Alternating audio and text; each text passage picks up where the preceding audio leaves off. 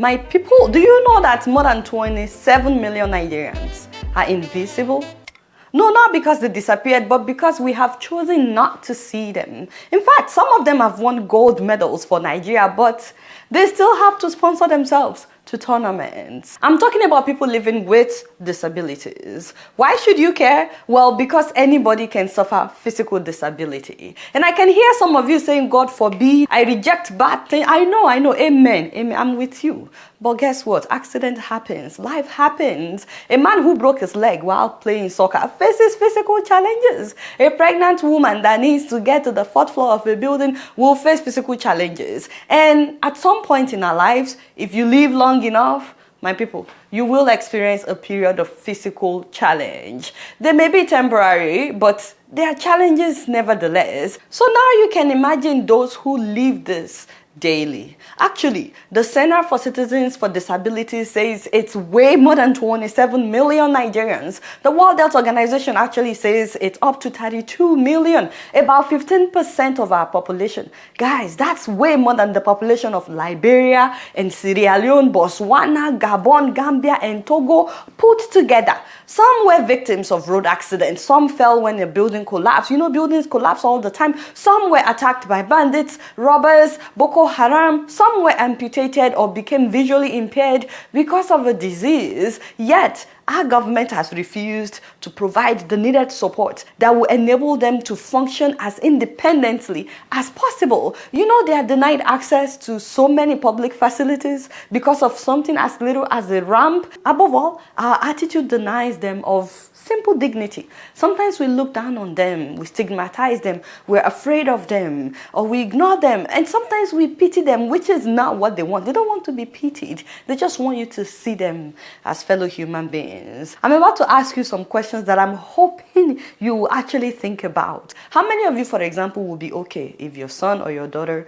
wants to marry someone living with a disability? Now, do you know that so many of our government offices in Nigeria don't have ramps? Some of them do, but some of them only have lifts, elevators. But guess what? Many of them have been out of service for years, and when they work, sometimes there's no electricity to power the elevators. So even people without disabilities stand the risk of being stuck in them. I've been stuck in a Nigerian elevator before, in a Nigerian hotel, very fancy hotel. The elevator just stopped in the middle of the light went out. It's a very scary experience. So how much more those who are living with a disability? Some of you take buses every day. How many people with disabilities do you see on that bus? Can they even get on the bus? Have you ever wondered how they get from point A to point B? Have you ever wondered how visually impaired people cross our streets? Do we have traffic lights with audio guide that will tell them when it's safe to cross the streets? Do you notice people with disabilities voting during elections? Do their voices not count? Do we have health insurance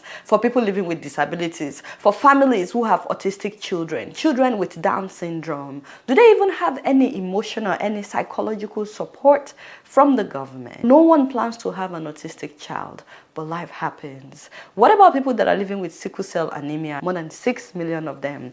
Does our government help? If a bank has no ramp, where should people on wheelchairs, people on crutches, where should they keep their own money? Have you ever noticed people with crutches or wheelchair at any of our stadia? Or shouldn't they watch football? Can a visually impaired person go to any of our markets to buy pepper? Even our eateries, our restaurants, how many of them are easily accessible? I know we like to invite them for miracles, which is great. But the problem is they can't even enter our auditorium. Most of our churches and mosques do not have a simple thing as a ramp. We tell them to find people that will carry them into our crusade. But what if they are not looking for a miracle? What if they just want to worship God? You know, the one that baffles me the most is finding out that some of our hospitals don't have ramps. That's a crime on another level. Do we have reserved parking spots near the entrance of every facility for people living with a disability, as we see in so many other countries? You know, the list is endless. More importantly, I'm hoping that we will start to think about what we think when we see people living with disabilities. I found out some people think that they are less human, that they are not complete, that they have nothing to offer. Do you know that they represent us at the Olympics, winning gold, but we still have to carry them at so many of our local airports for them to get on the plane?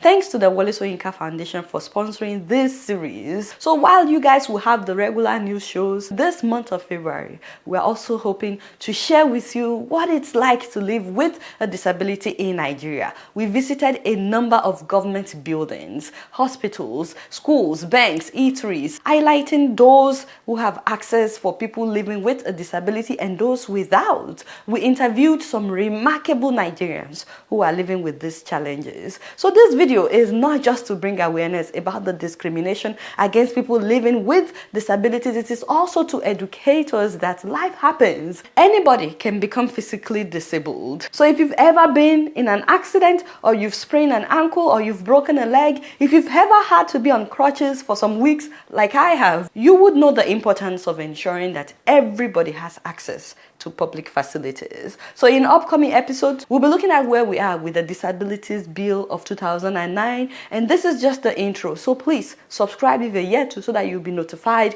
whenever we upload a new video. You guys not do know much. Guess what? I'm just keeping it real.